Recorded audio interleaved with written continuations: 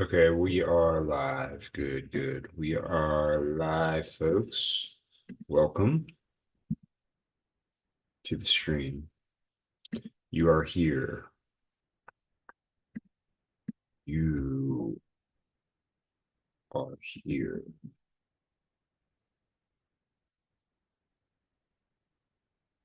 Cool. All right, so what we're going to talk about, we're on the Alkistis Demek prep stream. We're interviewing her on Friday. It's Wednesday. We're about to do an intro. It's pretty late on the East Coast, but I wanted to get this off.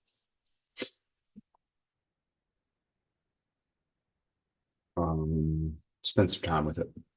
We'll probably do one tomorrow too. But here's our plan of action. Let's look at Alkistis' work first.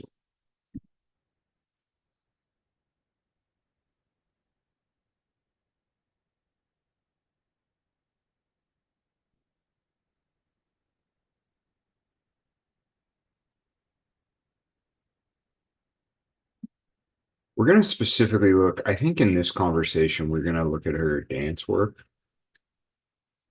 I just ordered the Iron Brazen. What is it called? Iron Vessel.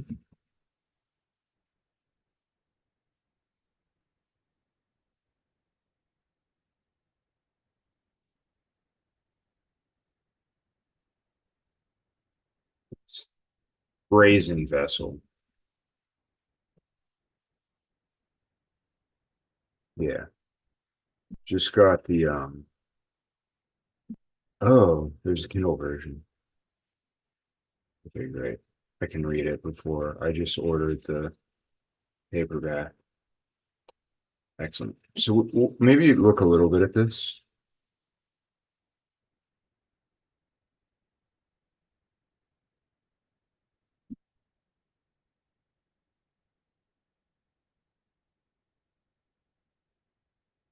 Um, but I think I want to stay mostly focused on this beautiful creation here.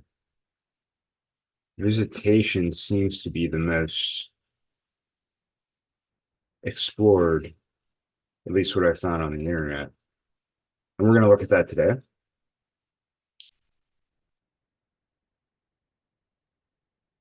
But there's a whole sequence here which I would like to understand and research more. Um, okay, so intro. So first of all, I want to tell you about a series of experiences that I think are informing how I'm going into this conversation. The first was, so this is a little autobiography for you, channel, chat. Feel free to ask me. I'm watching y'all here. Actually, let me get on my phone.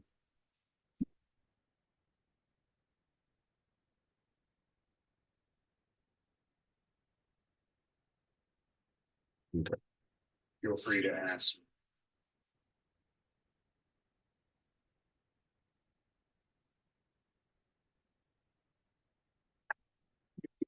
So dance story. There's two things. First, so I played college sports. In the US, we call it soccer. This is football. Um, I know that in a lot of like European countries and I believe South American countries, I'm not sure how it's done in Africa and Asia, um, or Australia, but a unique feature of soccer in the US is it's very scholastic, meaning it's done through the school systems. So unlike in Europe and South America, where it's done through club systems, which are like not in your school. But in the US, scholastic sports, so like NCAA college is a pathway. And that's like the pathway I went on. So I played in college sports. The only reason this matters is because this was an obsession for me. This was a big part of my life. And I put a lot of energy and effort to it. And that's very physical. It's a physical, embodied experience, a lot of training, um, and, really pushing the body. However, this is why the scholastic thing is important, is we always had to make a choice for after school. Would you rather do drama or would you rather do athletics? And obviously I had made the choice to do athletics. And I felt that a part of me was starved, the artistic, the dramatic was starved. And so when I exited the sports world, I said to myself that I will get into art. And I began a journey of doing painting and singing and acting, some improv. But my mental health was really starting to tank. Um, and I didn't understand why, because I was like, oh, I'm doing this art and it's fueling me, but also my mental health is going down. And then I had this dream, and the dream was of my grandfathers, um, three generations of them. So starting with, my father, my mother's father, and my father's father, and then their fathers, three generations, so a big group of men. And the dream started in a forest. And so I was walking through a forest and I came upon a clearing, and in the clearing was fire. And around the fire was my grandfather's.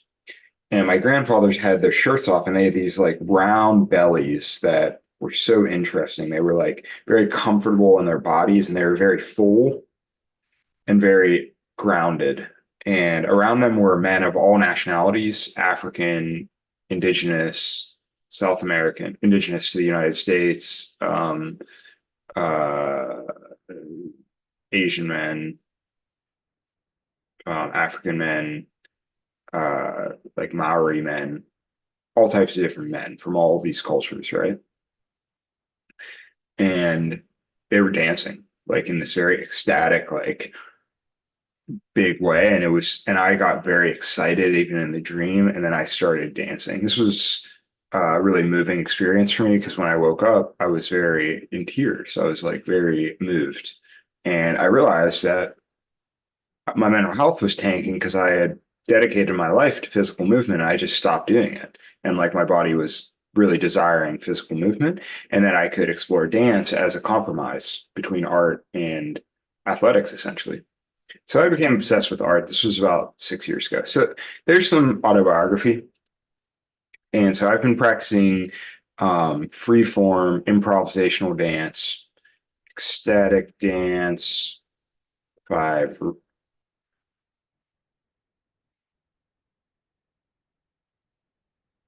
contact improv. And that's great. I've been doing that for a while and I love it. Um, and yeah, I've been exploring the discipline, authentic movement recently, which is dance therapy. I'm doing some training.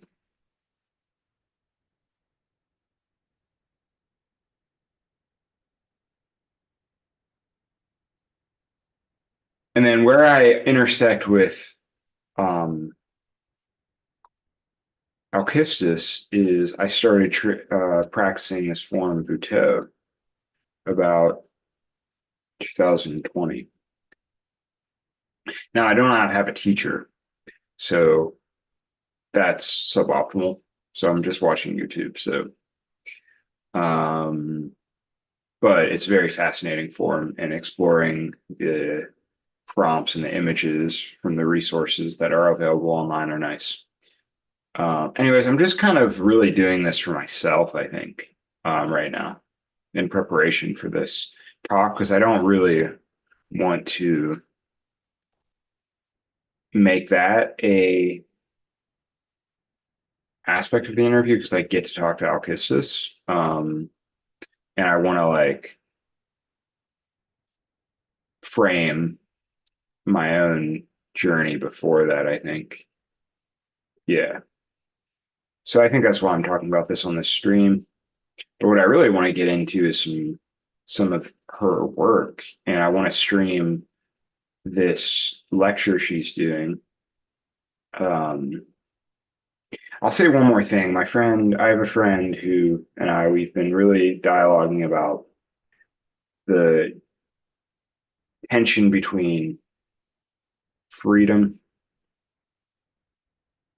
potency. Does this compare with improv and choreography? So yeah, choreography. So these forms are very improvisational, and Alkistis is really working with ritual, and she uses choreography a lot, and how she talks about her work. And to me, she feels very potent to me. I wonder what that means.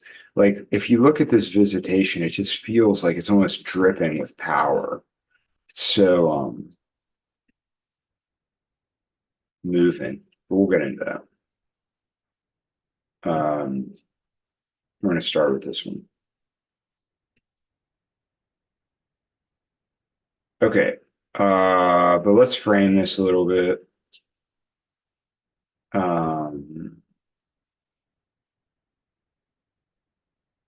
Yeah, this freedom. So I feel like this could be a great growth edge for me, is really learning how, and she talks in one of her um, talks about that these forms can be utilized almost like ritually. And so our plan of action is we're going to listen to her talk in the spirit of, at first, I was just going to practice. I was going to put visitation on and then do it, like move to it or move from it. But then I was like, actually, I want to be a bit more top down and learn from Alkistis first, take some notes, and then practice. And then we'll go to sleep and go to our dreams and see. I'll stream tomorrow and we'll look at the dreams that come up. So that's our plan. So let's get into Alkistis, Alkistis's lecture. And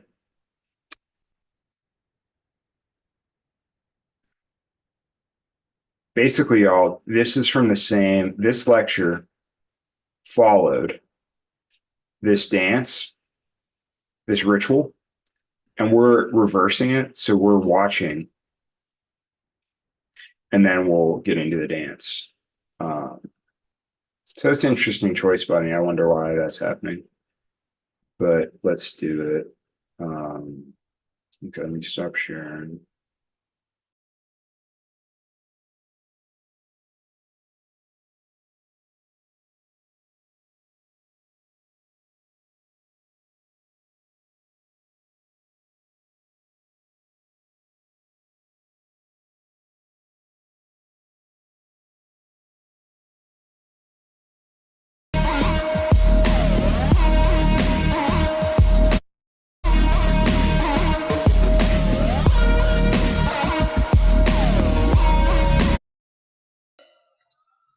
Spell for being.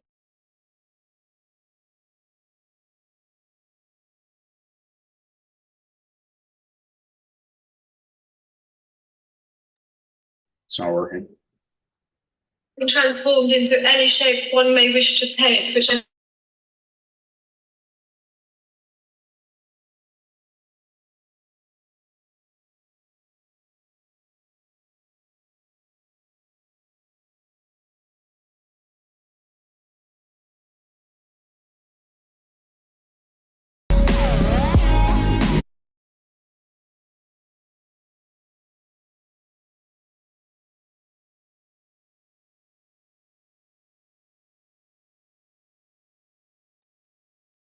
I'm utterly failing.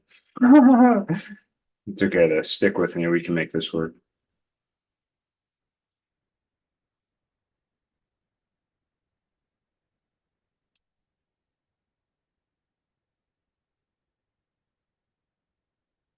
Just gotta do some downloading. But while I'm doing this, I can multitask, y'all. I can say this. So as we explore with Alkistis, there's this fascinating idea of the image. So the image, the she says in one of her lectures, dance is like pumping blood into an image. And I think this is very fascinating. So I'm like coming more at it from the therapy perspective. However, and she's coming at it very much through a ritual magic perspective. If you've been following the channel, you know we have a huge interest in ritual magic, of course. Um,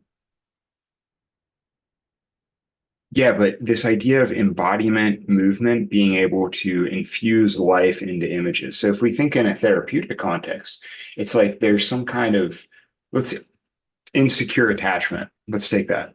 Anxious attachment. This is an image, actually. It's a psychological term. It's a concept. It's very dry. It's very detached. It's very disassociated from life.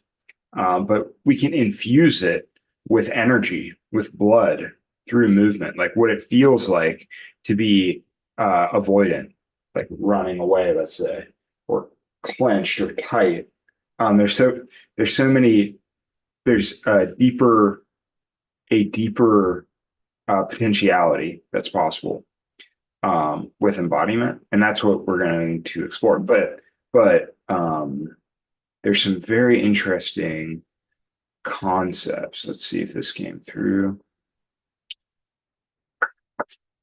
I don't know if y'all saw my desktop, but it is a mess. I've been adding a lot of screenshots recently. Um, so we've got movies somewhere here.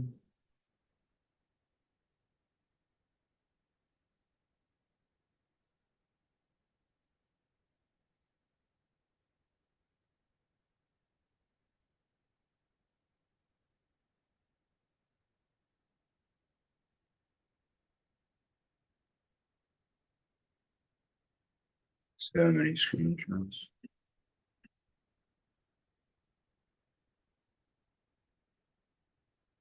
Actually, what I can do is I can put it somewhere else. What's happening, chat, is we're downloading a video because I think YouTube doesn't want me to stream.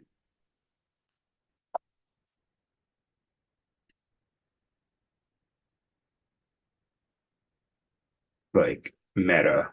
There's like some kind of meta thing it doesn't want.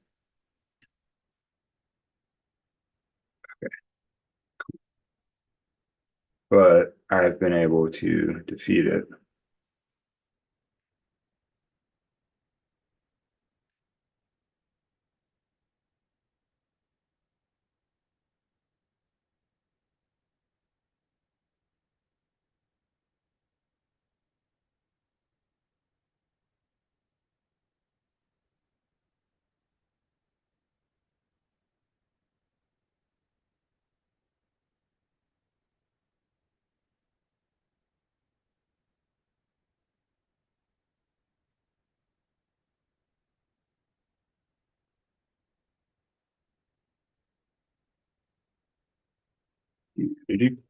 Dead air. They say, how's it going, chat? Tell me how y'all are doing.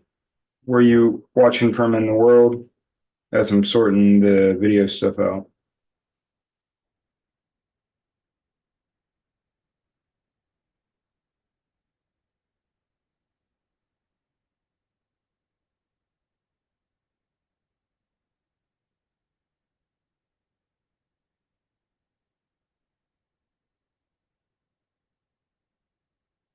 Another thing I could do is I could try another be less high resolution.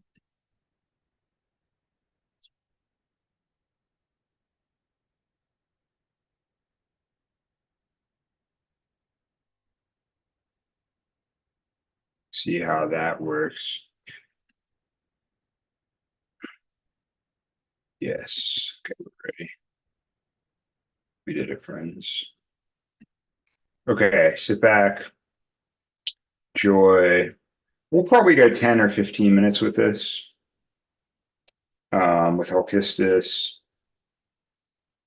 And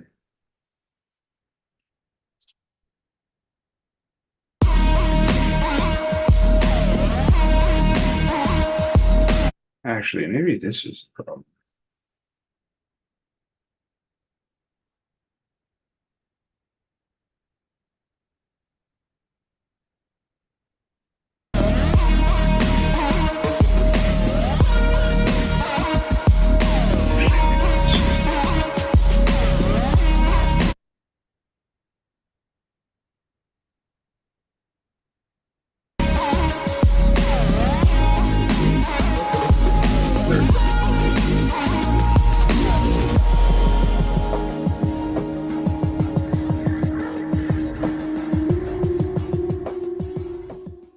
Hello, everybody. Thank you for coming. I'm going to talk about mantic visions and the subtle eye of matter. It's a talk that's to do with my choreographic and dance process, my creative process, and my the way the visionary faculty informs what I do with my body. The esoteric or occult knowledge is revealed in revelatory episodes, in visions that are felt to descend on us when we are engodded, or when dreaming or enraptured, we are transported to a visionary realm.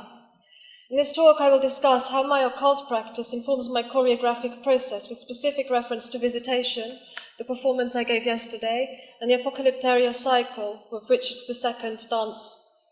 In process and in performance, I ask how we see and make visible what is hidden.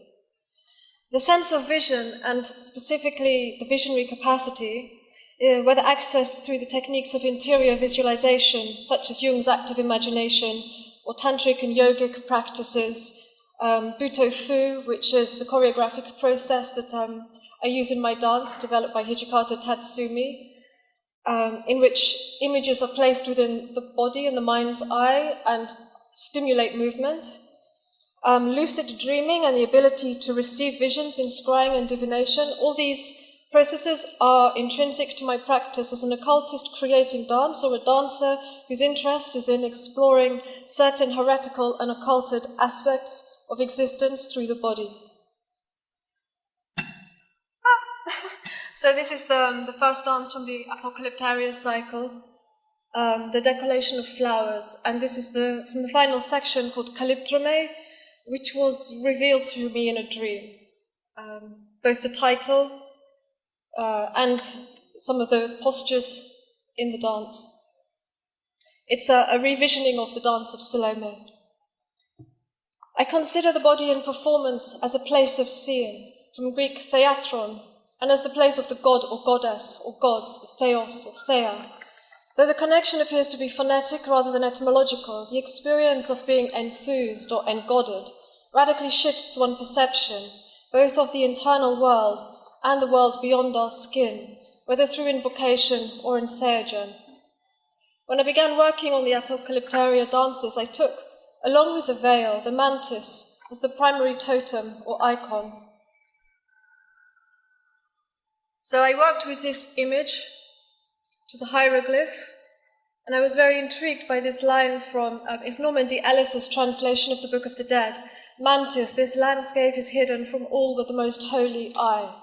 So this informed my process throughout the working on the Apocalyptaria so far, and also I gave it to Angie Chung when she was doing the music, so that we had a similar resonance, as well as informing her what I was working on and the stages of the dance for visitation.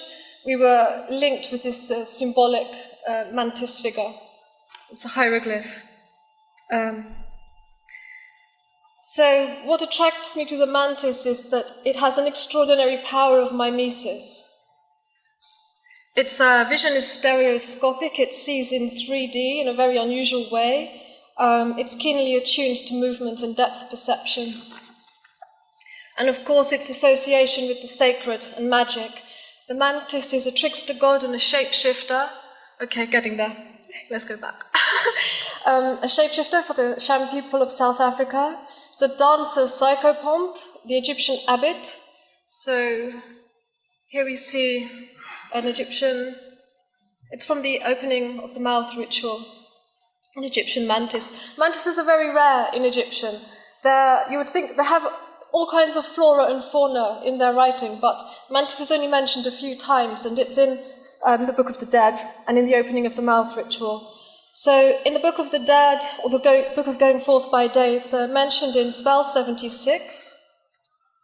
Spell for being transformed into any shape one may wish to take, which I've taken as a spell for dancers. And in spell 105, spell for sitting amongst the great gods. So he's a psychopomp, or it's a psychopomp that brings you across, brings you through trans, across dimensions. It's also symbolic of death and eros, and of the insatiable, capricious and destructive woman, yet conversely also of the beloved, notably for the surrealists. We have, for example, Giacometti's Woman with Her Throat Cut, which is a really violent and strange, misogynistic almost piece of surrealist art, bronze. And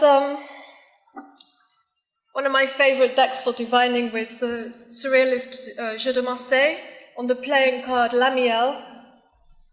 Lamiel inspired by the passionate heroine of Stendhal's last and unfinished novel, The Mantis. The work of Roger Caillois is also particularly fascinating for me. Many aspects of what he's done has inspired my work. He likens the mantis to a sorcerer trapped in their own spell. He writes, "Mimicry would thus be accurately defined as an incantation fixed at its culminating point and having caught the sorcerer in his own trap." And there's also, in Theocritus's Idylls, the slender mantis-like girl he refers to. There'll be a mantis to clasp you all night long. So I think the connection of the mantis with the feminine, as well as with seers, dancers, and divinity, has made it a very potent totem for me to work with on this cycle. That's coming.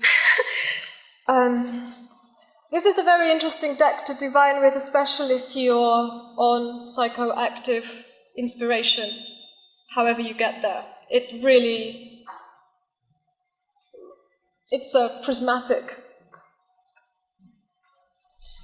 The corporeal and the visual. Vision connects us to truth as it distances us from the corporeal, write Evelyn Fox Keller and Christine Grontowski in their essay The Mind's Eye, summarizing the epistemological formula of Western philosophy. But I want to question this distance between the sense of vision and the body. If the living body is, as phenomenology understands, the basis of being and knowing, then all forms of knowing, including the visionary, should be considered in terms of the flesh. Merleau-Ponty recognized that sight is embodied, that vision is in carnal relation with the world. I see the visionary also in carnal relation with the world, for the visionary is deeply implicated in the flesh, the living, palpitating tissue of consciousness. The visionary is embodied. In devising dynamic, embodied and creative approaches to working with the unseen dimensions of the world, its spirits, its presences and noumena, and working with the body to bring those hidden dimensions, or the movements and depths of consciousness, to light, I find no clear line between the sense of vision, visionary imagination, and the body that sees. In my practice, I use, as I mentioned earlier, numerous techniques in order to bring out the choreography. I work with interior visualization, with the Buto Fu, but also with tantric and yogic practices of visualization, which I've been doing for even longer than I've been a dancer. Dreaming very important, both the dreams that just come to you with this sort of insight, but also those where lucid dreaming. I've been doing lucid dreaming for some years now. Scrying, divination, and also pharmakia, in the sense both of psychoactive drugs, incantation, and idolatry. The concept for visitation piece which I performed yesterday, arose from my desire to see Venus, the heavenly body that rules erotic love and the occult sex of women, inspired and tantalized by imagings of the topography of the mysterious cloud-veiled planet. This desire to see, to experience Venus was initiated by my frustration at the lack of material on Babylon, which is the principal divinity who I work with. Hence the need to turn back to the body and the sources, not just to the angelic conversations of Dee and Kelly, but to revelation and to the heavenly body herself, the body behind the veil, beyond all names and forms. And I'm aware that Babylon is associated with, through her history, not just Venus, although that's probably our primary and closest heavenly form that we relate her to, but others. But in this, I'm specifically working with the Venusian. I wanted specifically to have that trajectory to Venus and that sense of being in this more cosmic, but still relate to Earth. Something I felt was almost reachable with divine grace. I drew on many techniques to decipher a choreography. The last time I spoke at Trans States, I talked about how my choreography is a form of choreography, a mapping of this territory, and that I use it to create points that I move around, and I visualize the space. So it's very spatial and temporal in that sense. A choreography, or choreography of the visitation, a topography at once of the luminous planet and of female desire. Saturating myself in Venusian imagery and sympathia, incense, perfumes, continuously for this process. And actually, my practice is this. Contemplation, which is theoria, which is an immersive seeing, a holding of the vision. Readings in the geology and atmosphere of Venus. I've become obsessed. Even though it is like reading the most esoteric text imaginable, because I am so not a scientist. But it's like I guess it's like reading the Voces Magicae and things. It is just this immersion in even a language which is esoteric to me, but to imbibe as much, and anything that sort of stimulates my imagination. Readings into the geology, drawing from the Soviet Venera missions. This image is the surface seen from Venera 14, so it's the only, one of the only images we have actually of the surface of the planet Venus. But also of the Magellan mission to Venus, which mapped it using other techniques of seeing. So we're not just seeing with the eyes, we're beginning to see with radar, with sound. So this is Gula Mons. Everything on Venus except two features are named after women. Gula was the Mesopotamian goddess of healing. And here are some very strange Venusian volcanoes, lava domes or pancake domes. And this is an arachnoid, another volcanic feature. Venus is very, very, very, very active and volcanic, which, if you know anything about Inanna Ishtar, you'll recognize that this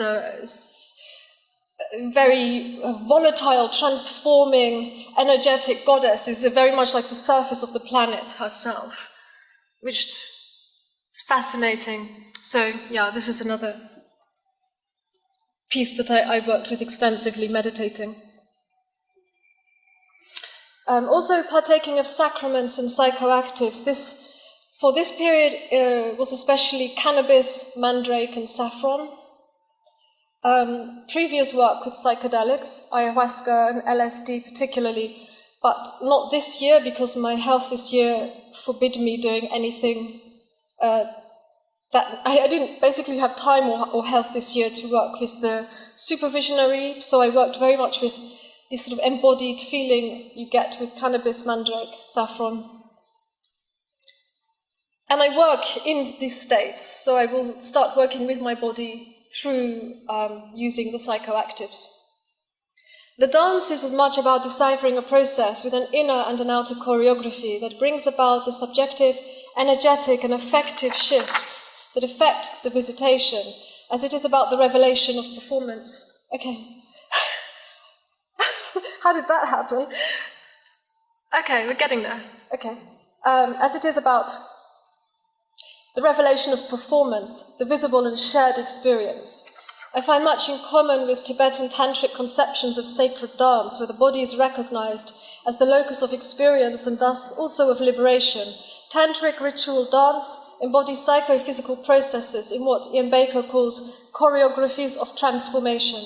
The aims of my dance are analogous, and I've found resonance and inspiration in the Tantric and Eastern traditions. And yet I also look to Western sources, finding especially in certain forms of Christian mysticism, ideas and techniques that inform my practice. For this, I was really intrigued by the work of Thomas Gallus, because to do something impossible like visit Venus, it requires not only an ascent on my part, but the descent of grace on the part of the other. So I am relying on the psychoactive work of particularly the first two sections of the choreography to allow the revelation to happen in the second section, in the third section.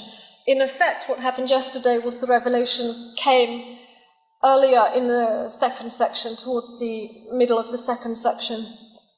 I had the vision then and had to take it into my body before. So I'm going to have to sum up quickly, aren't I? So what I'm trying to say is that I found Simon Magus' talk very interesting, talking about the visionary, but everything is very focused on sight. For me, the visionary is very much an embodied experience, and that there are states of deep embodiment, such as trance, possession, mimesis, in which you would include dance and acting, in which the vision is very much enfleshed and coming from the flesh.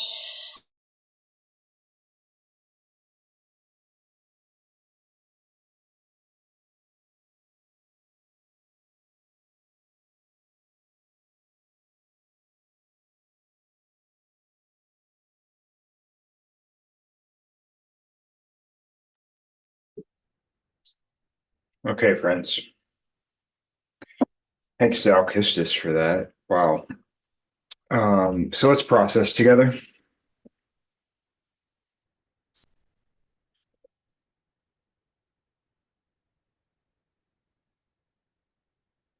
I'm curious what's coming up for you post lecture.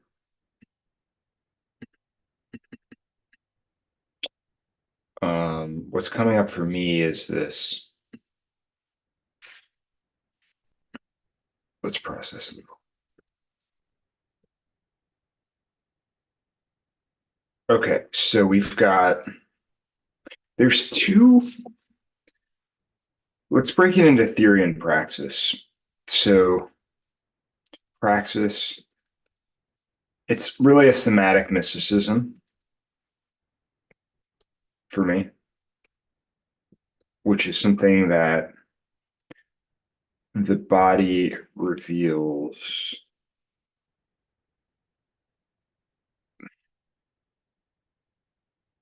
How do I want to state this? Conceals, because there's the positive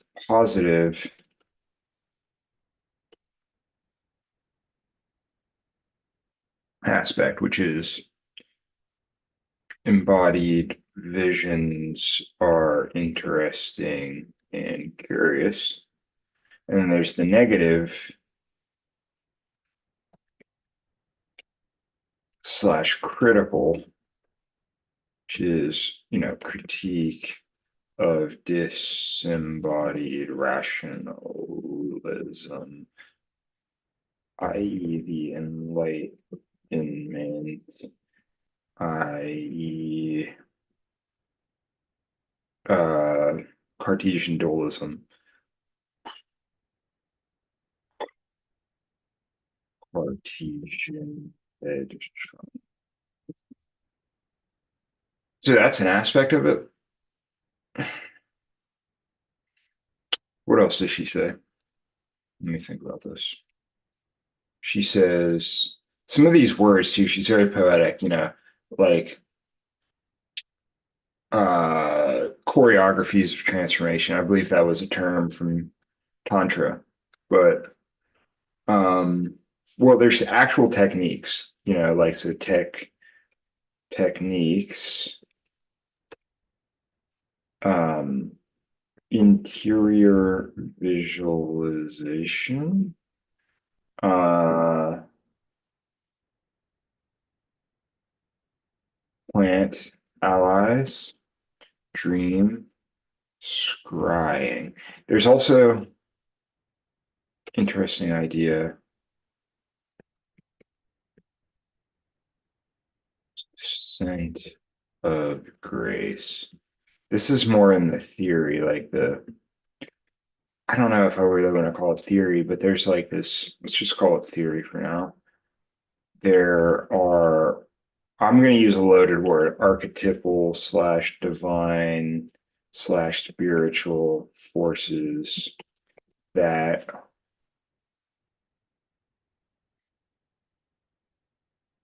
require attunement to a type of visionary bodily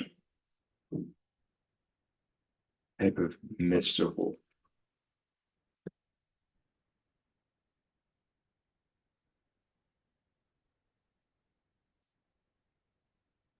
Something about the techniques. Yeah, because these are all about altered states of consciousness. Altered states of consciousness that help us attune to the archetypal slash divine realm, something like that. Immediate questions. See, this is why I love these techniques because, you know, if you if interesting things happen, what does it mean? you know, so an interesting vision does not necessarily mean that the theory is correct, but I still want to keep having interesting visions, basically. Excuse me, but I don't think the theory necessarily follows. Um, and I don't know what Alkistis thinks about that. I want to ask you. I'm using like archetypal because I'm like coming out of this depth psychology background. Um, so like presuppositions, making the unconscious conscious. It's like a psychoanalytic thing, but then like uh attain knowledge and conversation with the HEA higher self is like more of a spiritual thing, like merge with God. Yoga, is a religious thing. Um, be smart, the love of knowledge. That's like the rational project. And all of these practices could support this, is the point I'm trying to make. These are ethical.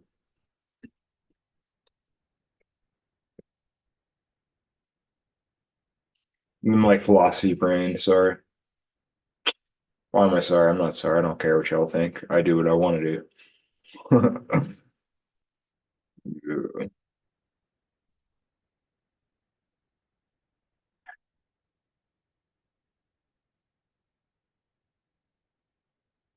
Okay, and stream two.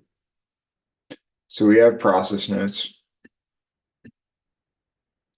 I'm a little tired, so we're gonna do this. Review and write an essay. So in streams two, what I'll commit to, chat, is I'll write an essay for y'all, and we'll read it, and then we'll check out visitation. What I need for you to do tonight is to pay attention to your dreams. Because I think we're starting to, in this container, work with just invoking Alkistis's presence, the goddess Babylon. Yeah, some interesting things could happen for us. So let's look at our dreams and recognize that these are altered states of consciousness that can help us attune to the archetypal realm. But there needs to be a descent. So this is our way, our action. And by grace, if there's the archetypal wants to connect with us, great. I think it will. She will. So let's look at our calendar, y'all. Actually, I don't want to show you my calendar, but I'll look at it. The reason I don't want to show you is not because I don't trust you, but it's just because I don't know you all. And I don't want to, I'll get a stream calendar to my personal calendars. I don't want to like out anyone. But we have Alkistis on Friday. Ooh, we have Chris. Yes, next week is going to be lit, y'all. We've got Jamie March, Process Not Perfection. We've got this amazing anarchist anthropologist. We have Chris Cattell, who is and we have Mark Charles. We have 4 people next week. It's going to be absolutely lit. I'm so excited. So good things are coming on the pod. And the week after Christmas,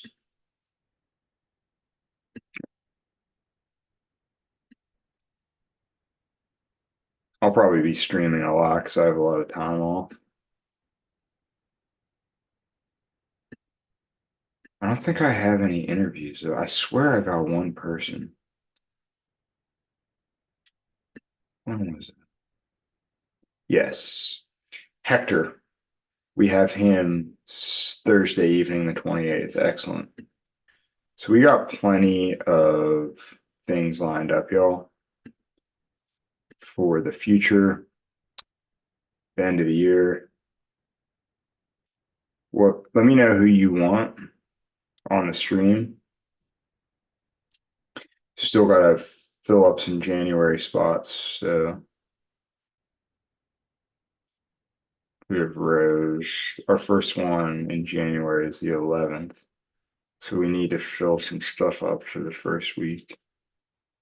But we'll work on it. You also let me know who you want. Be well. Let's connect with our dreams and see you on the next stream.